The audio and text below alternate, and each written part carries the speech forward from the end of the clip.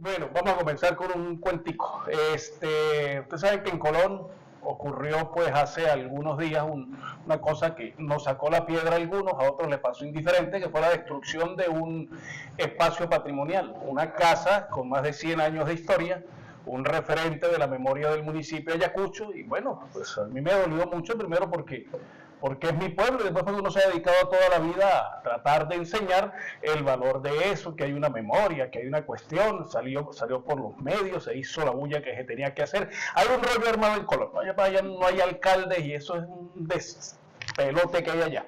Y esto está contribuyendo pues a que salgan muchas cosas oscuras que bueno, que no vamos a comentar actualmente.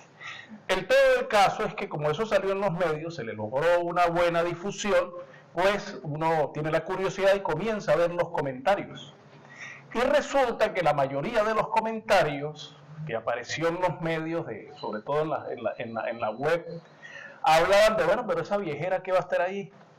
O sea, estamos en una época moderna, hay que avanzar, es la evolución, el desarrollo y la cuestión, y un discurso pues muy moderno, que yo en un principio pues quise zanjar las cosas recurriendo a la sabiduría oriental y terminando todo con una frase: vaya que se los coja un burro. Coño, sí, honestamente.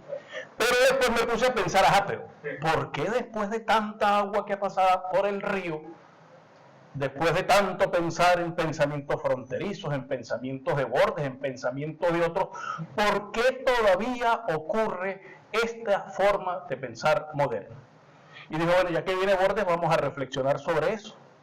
Y pues esta reflexión lo quiero sintetizar en cinco tesis. Primera tesis: la sociedad moderna no piensa. No podemos decir que eso forma parte de un pensamiento, de una sociedad moderna. No. La sociedad moderna no piensa. Repite un sistema de conceptos y categorías discursivas que niegan el pensamiento mismo. Es una repetición de una estructura, de un elemento de pensamiento que se hace afuera y que lo que hacemos es repetirlo. Y aquí nos lleva a hablar del discurso eurocéntrico, que es otra vez la presencia de las antiguas potencias coloniales que imponen, entre otras cosas, su forma de pensamiento. Hablar del eurocentrismo es hablar de la colonización impuesta por esos viejos imperios que nos colocan una colonialidad del ser, es decir, que nos amansan los sentidos, nos dicen cómo sentir, nos dicen qué es arte, nos dicen qué es lo bueno, nos dicen qué es lo malo, cómo debemos ser. Es una colonialidad del ser.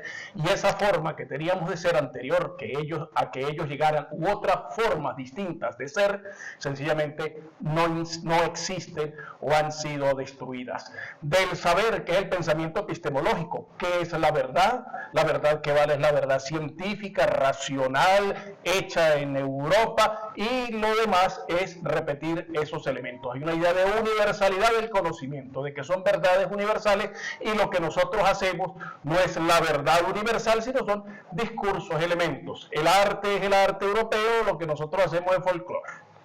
Y está otro elemento que lo vamos a mencionar solamente, que es una colonialidad del poder, que es el mandar mandando, que es toda la imposición de la historia de cómo Europa ha entendido el poder a partir de las monarquías absolutistas y las transformaciones que éstas han obtenido, totalmente distintas a las formas en que se manejaba el poder de los pueblos originarios, no solamente de América, sino de otros continentes. Entonces, este es un primer elemento que decimos no pensamos, estamos repitiendo conceptos y categorías discursivas que nos han sido impuestas. La organización de los conocimientos y la forma de pensar de Occidente, pues, corresponde a unas lógicas que son propias de ellos y que no son nuestras propias lógicas. La lógica del pensar eurocentrista, la lógica del pensar de estas antiguas potencias que ha sido impuesta, es una lógica que es producto de la imposición, que ya lo decíamos. Hay una organización de conocimientos y de forma de pensar desde sus lógicas de la civilización occidental. Por eso es que nuestra civilización, nuestro pensamiento, nuestro actuar es genocida. ¿Por qué? Porque Occidente está organizada por lógicas racistas. que acepta como natural la diferencia en que hay grupos buenos, grupos malos, grupos superiores, grupos inferiores. Eso está naturalizado. Racista es genocida. La civilización occidental es epistemicida porque está organizada por lógicas eurocéntricas. Todo lo que nos corresponde al pensamiento eurocéntrico es inferiorizado. Hay que acabar con ello. Es ecologicida porque está organizada por lógicas del dualismo cartesiano que separa la naturaleza por un lado y los seres humanos por otro, que no tienen ninguna relación. Es feminicida porque está organizada por lógicas del patriarcado de la cristiandad, donde la superioridad del hombre no tiene discusión y la inferioridad de la mujer es algo totalmente natural. Son estructuras profundas de este pensamiento. Y estas estructuras profundas de este pensamiento se van a revelar en lo que algunos autores han denominado como las jerarquías de dominación, que se dirigen a partir de estas lógicas. Se pueden contar aproximadamente 16, pero hay más. Yo les traigo algunas. Dentro de las jerarquías de dominación, o sea, ¿cómo se domina? Cómo este pensamiento eurocéntrico ha dominado el mundo, ha controlado el ser de las personas, el poder de los pueblos y la epistemología de todas las comunidades. Hay una dominación del saber médico, se acepta la superioridad de los sistemas occidentales médicos contra cualquier otro tipo de sistema médico. Lo urbano es civilización, lo rural es barbarie. La división internacional del trabajo, donde hay países del centro y de países de periferia, que de una u otra manera cada uno de esos países tiene una producción asignada y unos rublos asignados. La tercer mundo les toca la materia prima, el primer mundo la producción industrial, el segundo mundo ojalá y se acabe. La estructura de las clases sociales entre ricos y pobres es una naturalización de divisiones eurocéntricas. El sistema interestatal de los países y países imperialistas y países periféricos, la ficción del Estado-nación como un todo, donde se nos ha visto que no, toda una misma bandera, una misma religión, no, olvidando pues la pluriculturalidad, la multiculturalidad, la multietnicidad que existe dentro de cada una de las naciones, y especialmente las naciones latinoamericanas. Es una ficción lo del Estado-nación. La dominación racial. Europa, con sus hombres blancos, son superiores a cualquier otros hombres del sur global, y ni se diga de las mujeres. La dominación patriarcal cristianocéntrica, las jerarquías lingüísticas donde las lenguas, los idiomas los hablan ellos, nosotros lo que hablamos son lenguajes, dialectos y jergas. La dominación pedagógica, donde son los modelos eurocéntricos los que se imponen en la educación de los pueblos inferiores. La dominación ecológica, donde la gestión de la naturaleza deberían hacerla por privados especialistas. Ellos sugieren la privatización de la Amazonía porque esos indios brutos, ignorantes, que no saben nada de la civilización occidental, van a acabar con el planeta, y son estas grandes transnacionales las que deberían controlar el agua. La dominación política militar, donde los ejércitos ya no pertenecen a los estados, sino que pertenecen a los dueños del capital. Y la dominación de las narrativas, que son esas dominaciones que se dan a través de los medios de comunicación. El norte global, entonces, está llamado o está naturalizado a producir la teoría. Y estos nortes globales son realmente 5 países que se han abrogado el privilegio de que lo que ellos hacen son verdades universales. Francia, con su afán universal, Alemania, Inglaterra, Estados Unidos e Italia. Si usted agarra un libro de cualquier ciencia, de cualquier manifestación de las ciencias occidentales, y usted van a ver que los autores referenciales de esa ciencia pertenecen a alguna de esta nacionalidad. Es decir, hay una universalidad de un tipo de pensar que es el pensar occidental. Segunda tesis, América Latina se ha articulado la violencia y el consenso para que estas lógicas mantengan la direccionalidad en las sociedades, manteniendo la hegemonía y el poder de élites y grupos. Aquí viene algo de eso que estaba preguntando. ¿Por qué este tipo de pensamiento continúa repitiéndose? Si hemos visto pues, que es una creación artificial. Bueno, por la forma como este pensamiento se ha impuesto. Este pensamiento ha sobrevivido ha logrado permearse, ha logrado introyectarse en los tuétanos de nuestros pueblos, entre otras cosas porque ha tenido una capacidad de adaptación para venderse. En primer lugar, es un pensamiento que oculta las causas estructurales de los problemas. Es decir, no se discuten los problemas desde el fondo, sino se discuten los elementos que llaman la atención. Las víctimas se convierten en victimarios, se traslada lo estructural a lo individual. Si usted es pobre es porque quiere. ¿Por qué no se pone a trabajar y hace platica y se vuelve rico para que sea feliz? Usted es el culpable de que sea pobre. Si usted no estudia, o porque usted es un bruto, o porque es un perezoso, póngase a estudiar para que salga adelante, olvidando los elementos estructurales. Hay una pobreza que no es porque la gente no trabaje, la gente se para a las 4 de la mañana a trabajar y después de 30 años doblándose el lomo, terminan tan pobres como el primer día. Hay gente que no puede acceder a los estudios por muchas circunstancias, pero eso no se dice. Se le echa la culpa a las víctimas. Las víctimas entonces son culpables de sus propias desgracias, y eso es ocultar las causas estructurales de los problemas. Otra modalidad, incitar la competencia, la individualidad y la inmovilidad para seguir produciendo estas desigualdades sociales y epistemológicas. La competencia y no la solidaridad. Primero yo, después yo, tercero yo, y si queda chance yo. La individualidad es mejor que la colectividad, porque si yo estudio bastante y soy inteligente, ¿por qué tengo que esperar a este negro que es un bruto y que no tiene la misma velocidad de aprendizaje que yo tengo? Entonces que se quede él atrás y yo voy adelante porque primero yo, segundo yo, tercero yo. Entonces, son formas como se ha permeado este tipo de pensamiento. Descalificar, generar miedo y temor ante los cambios estructurales, mostrando la inteligencia de los países desarrollados como única opción salvadora. Ellos son los que saben. Estados Unidos, Europa, ellos son los que saben. Ojalá vinieran los italianos otra vez y agarraran esas empresas que tenían ellos para hacernos salir de la pobreza. Ojalá nos invadieran o vinieran todas esas inteligencias del occidente a gobernarnos, porque ellos son los que saben. Entonces son discursos que están permeados allí y que se repiten muchísimo más de lo que nos podemos imaginar. Esto crea una conciencia inmediata, una negación de la historia y de la memoria como discurso del presente y el progreso. ¿Qué hace usted hablando de viejos? ¿Qué hace usted hablando de indios? ¿Qué hace usted hablando de artistas que ya pasaron? Si lo que importa es el presente para construir un futuro. De esta manera, a manera violenta y buscando estos consensos, se han mantenido estas lógicas occidentales que en un primer momento fueron producto de esta imposición.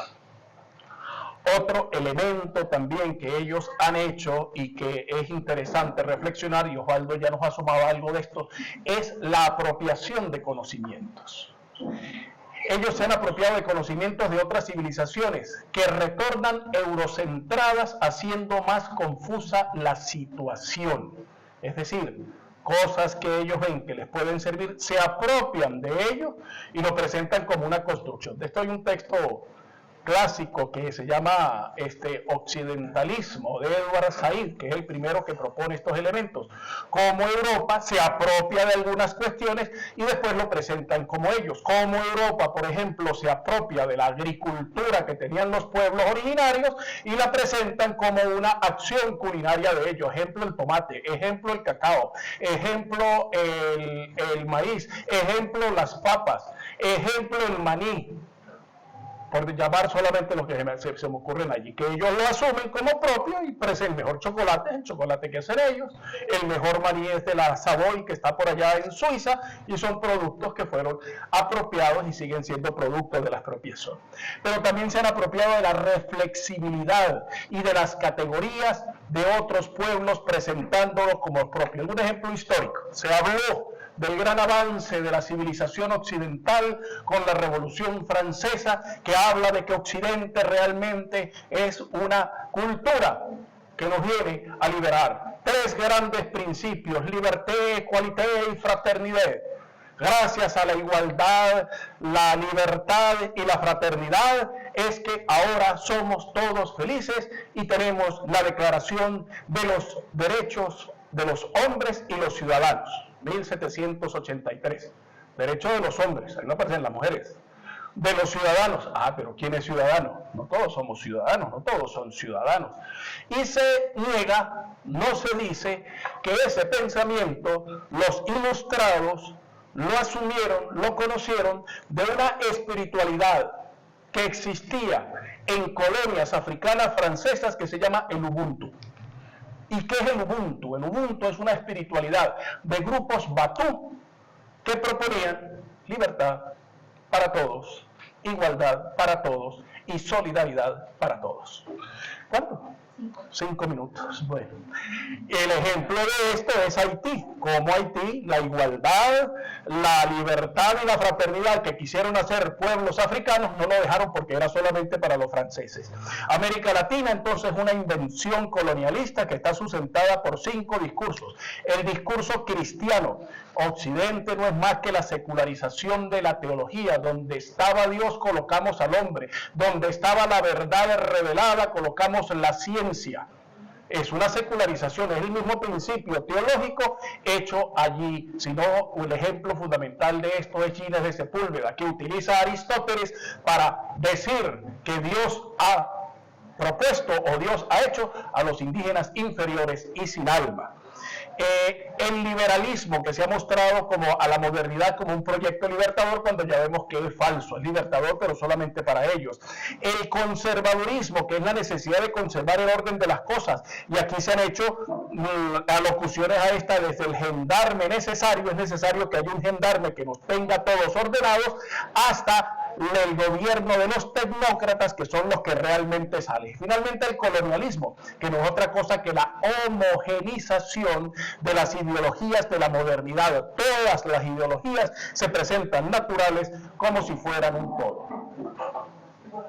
Otro elemento, el pensamiento crítico plantea entonces una resignificación de la vida común y reflexiona sobre las causas estructurales de las desigualdades. Ante este pensamiento occidental proponemos un pensamiento crítico, que el pensar de este pensamiento crítico se haga desde una geopolítica, no desde un pensamiento universal, que diga hay un pensamiento universal que se da únicamente en estos países, no, sino desde el lugar de enunciación, desde donde yo estoy, en este caso estamos en Latinoamérica, estamos en San Cristóbal, estamos en Bordes, desde aquí comenzar a construir un discurso donde tengamos conciencia de dónde estamos parados, de dónde venimos, cuál es nuestra coyuntura, cuál es nuestra situación.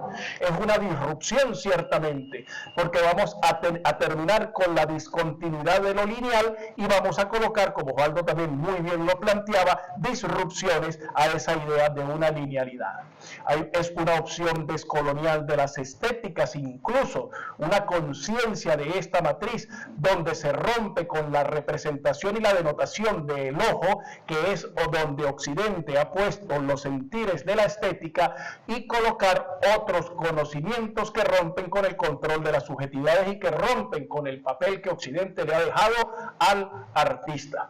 El artista es un productor de objetos que deben ser vendidos, y entre más vendan, más artista es.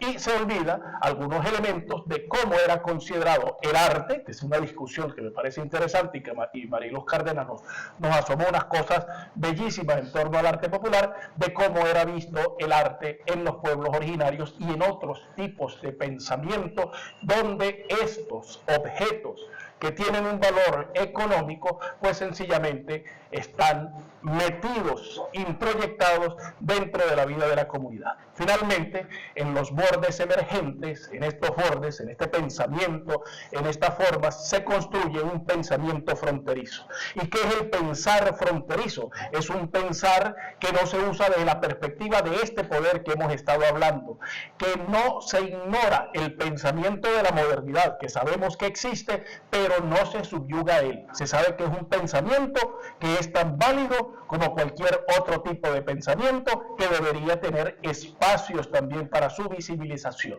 La producción de conocimientos y pensamientos para una conciencia crítica son parte de este elemento o de este pensamiento fronterizo. Nosotros también podemos hacer teoría, no solamente discurso. La teoría no es exclusiva de esos grandes centros de reflexión que, oh, qué casualidad, metieron por un lado el pensamiento científico y lo separaron de la filosofía. Un ejemplo, eso lo han hecho con todo el mundo, un ejemplo que ha pasado, por ejemplo, con Marx. A Marx se estudia como un economista, como un científico social, y se habla de todos los escritos del viejo Marx a partir del Capital, pero no se habla de los escritos filosóficos, donde hay elementos que incluso ponen en entredicho interpretaciones estalinistas que se hizo sobre un Marx que no existe, porque el Marx filósofo está planteando cosas muy distintas. Así como hicieron con un producto de Occidente que es Carlos Marx, lo han hecho con todas las formas de pensamiento. Se separa, se especializa, se dice qué es lo válido y qué no es lo válido para que el discurso sea coherente. La producción de conocimiento y pensamiento es una necesidad para tener una conciencia crítica, y la cultura nos da la posibilidad de redimensionar la vida, porque la cultura es el primer paso para poder tener un pensamiento crítico. La amplitud de visiones que nos da la cultura es una amplitud que permite las estructuras para comenzar a pensar de manera crítica. Aglutina la crítica de la modernidad desde la perspectiva de esta, también es un elemento. Comprender que Occidente también ha sido crítica consigo mismo. ¿Y todo esto para qué? Carajo, para construir un mundo donde quepan los otros mundos, para construir un pueblo que en lugar de acabar con esas fachadas, se respeten las fachadas, se organice todo de tal manera que al caminar el pueblo veamos la historia de lo que fuimos, de lo que somos y de lo que podremos ser. Finalizo entonces con esta cita de Frank Hickelhammer. La cultura que se ha considerado siempre como atrasadas indican hoy el camino que hay que tomar, porque las culturas anteriores no eran tan suicidas como la moderna occidental. Se ve desde estas culturas mucho más claro que desde la cultura del progreso. Ellas se convierten en muy actuales. Habitualmente se piensa que hay que disolver la cultura atrasada para transformarla a la modernidad. Es al contrario.